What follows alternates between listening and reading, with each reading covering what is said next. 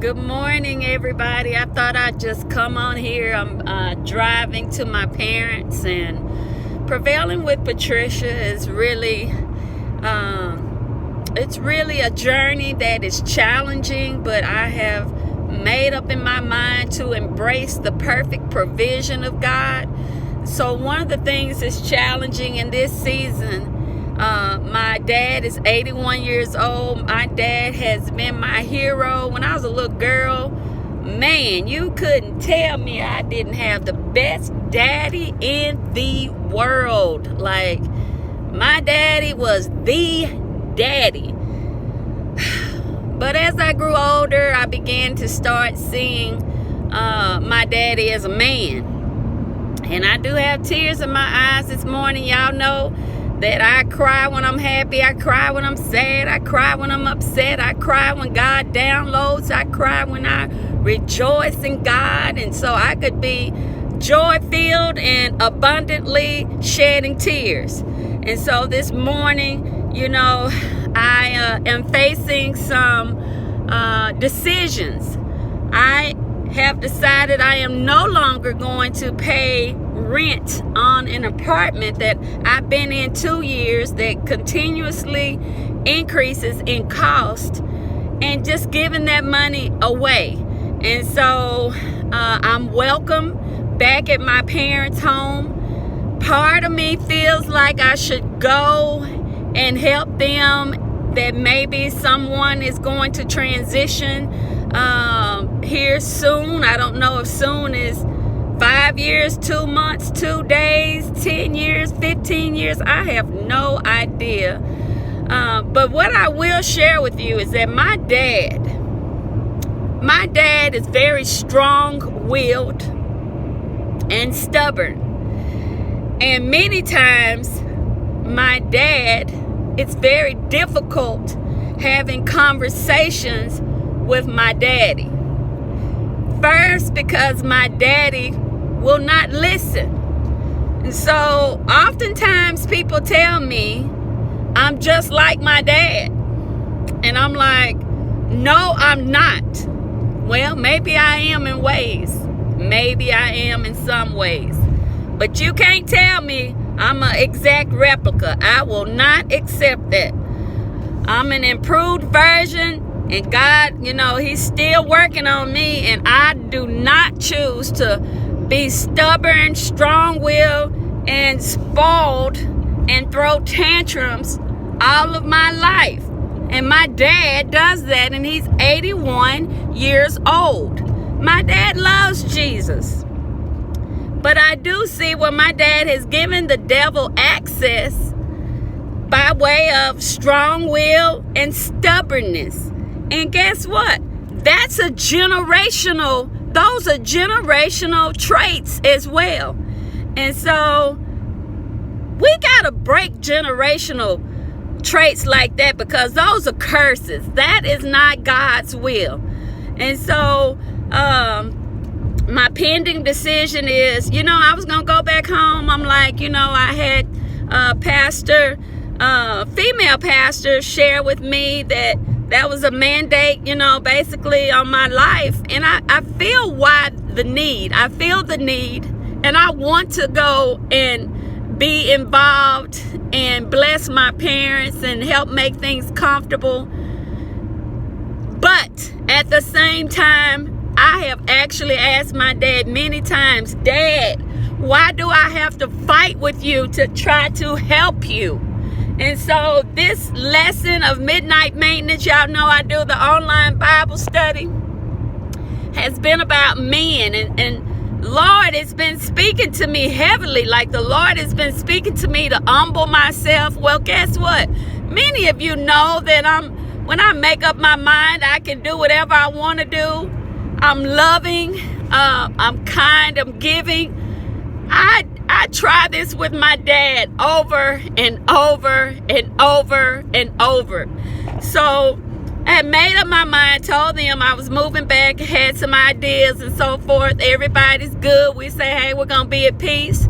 Well, the other day we spend hours together, maybe like 6 hours together, We go on a trip to Walmart, my mom, dad, and I. We go, come back home, unload the groceries, everything, go back out to Hobby Lobby.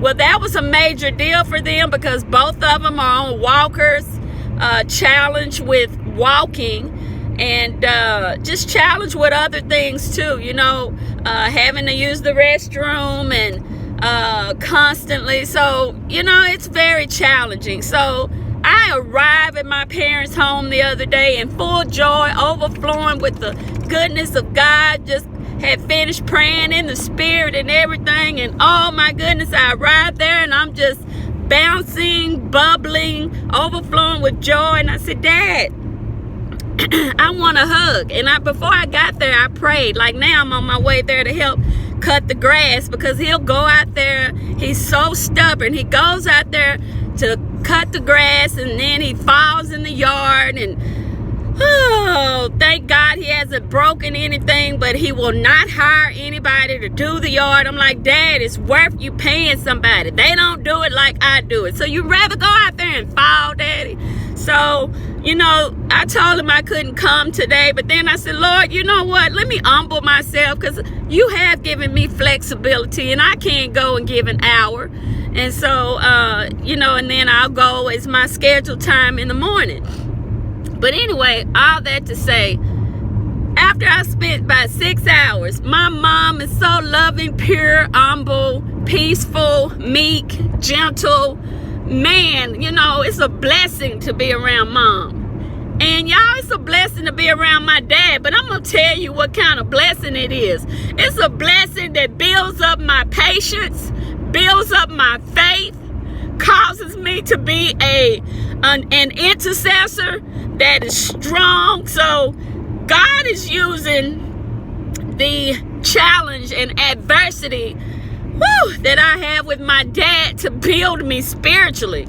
Like, if I can support my dad with unconditional love, man, y'all may not know like I know, but my daddy, I never met anybody like him. I've never met anybody like my daddy. Not as strong-willed and stubborn and thinks he knows it all as my dad. Like, he's from that old school era, but even on top of being old school era, he just straight up challenging. I'm not gonna lie to you. He knows this. I tell him that.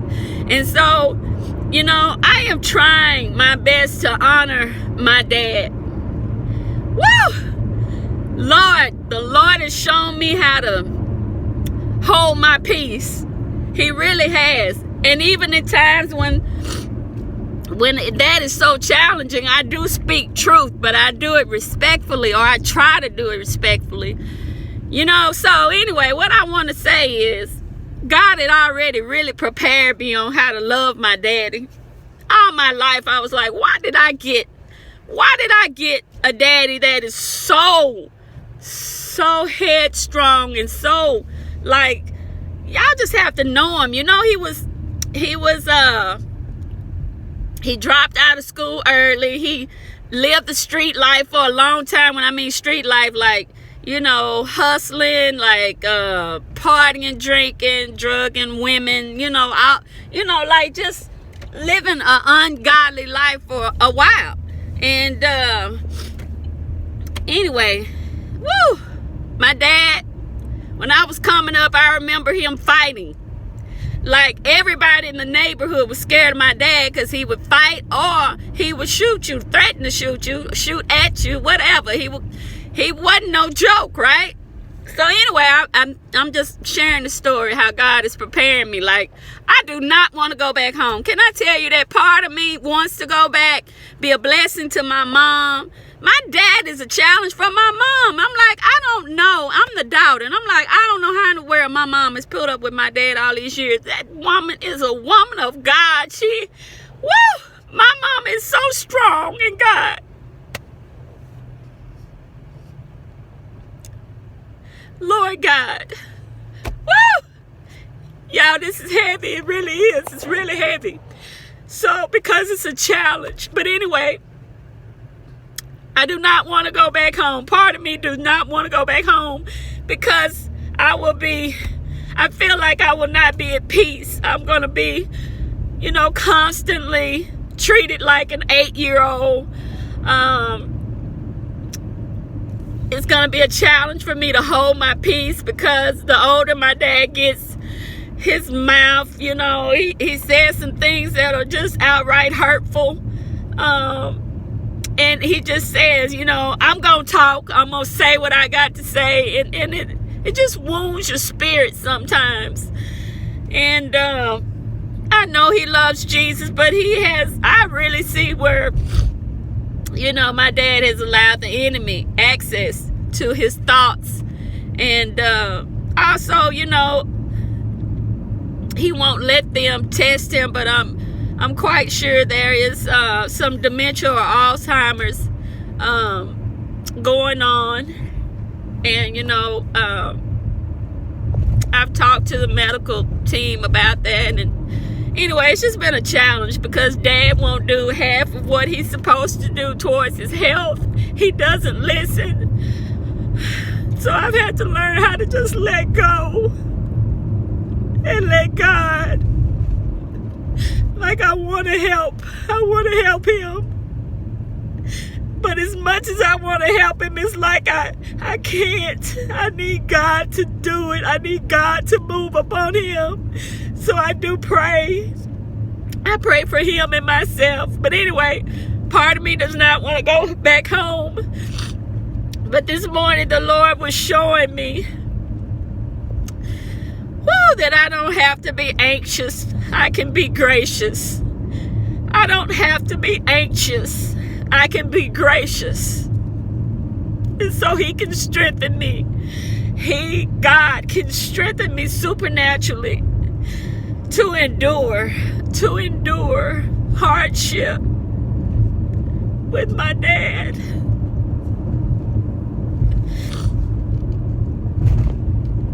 So God was showing me how I worked for a man I think it's been about 3 years ago, 3 or 4 years ago.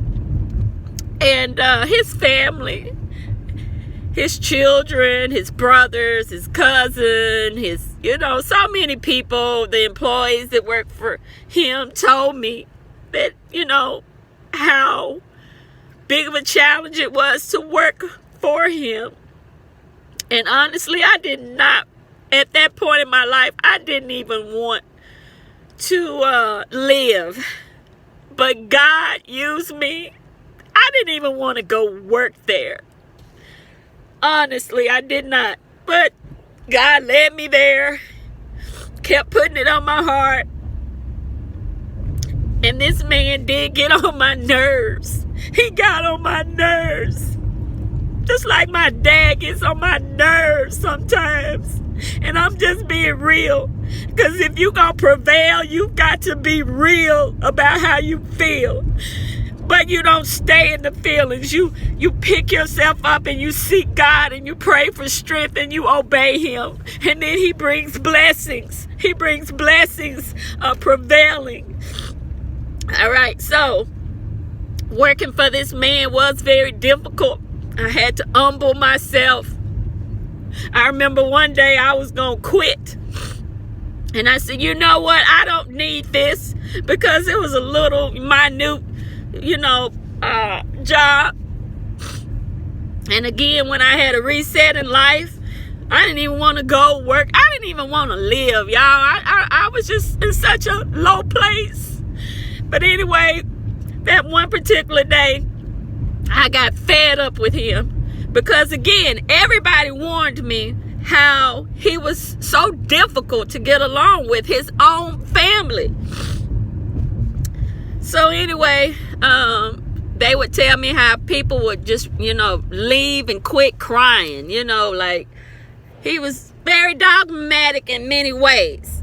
So that one particular day, I was fed up. And I said, you know what? I'm done. I don't need this. I'm done. Y'all, that's the way I felt the other day with my dad. And not just the other day. There's been so many days I felt like that. But God, in that moment when I told that man that, which was my employer, when I told him that, He said, yeah, that's what you want to do anyway. And then God stopped me in my tracks, y'all. God spoke to my spirit right then. And he said, you're going to humble yourself. You're going to humble yourself. So I went over there and I said, Mr. So-and-so, I'm not going to say his name, but if you know me, you know who I'm talking about. And his family know that this is truth. So anyway, and this is my testimony. So anyway, I said, you know what? I love you. I'm sorry. And I hugged him. From that day forward, let me tell you how hard it was, y'all. This man was so hard on me. Like, I would go in with full of joy. And, you know, I might say, good morning, how you doing? I'm just full of joy, right? And then he would be just so mean sometimes. And I would say, well, how you feeling? He might say, oh, I'm not feeling too good. And I would say, well, can I pray for you? And then, you know, he would say, well, what you need to pray for me for? You know, like he gave me such a hard time, y'all. But that day I hugged him, everything turned around. And I've been on here 16 minutes. Let me hear him finish, because I got to get out here and help my dad cut the yard. So anyway, everything turned around. Well, guess what? I've used that strategy on my dad over and over and over and over. And if people thought that man was difficult, that man was not as difficult, nor will ever be as difficult as my dad. But God. So pray for me as I travail on this journey to support one of the stubbornest, strong-willed men that I've ever met.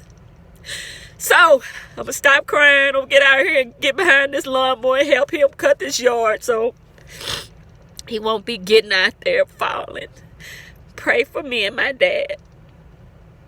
Love you. If I can do it, you can too. So the lesson this morning, we don't have to be anxious, but we can be gracious if we choose to do it God's way and tap into his strength. So God bless you. Thanks for allowing me to release. This is the real deal.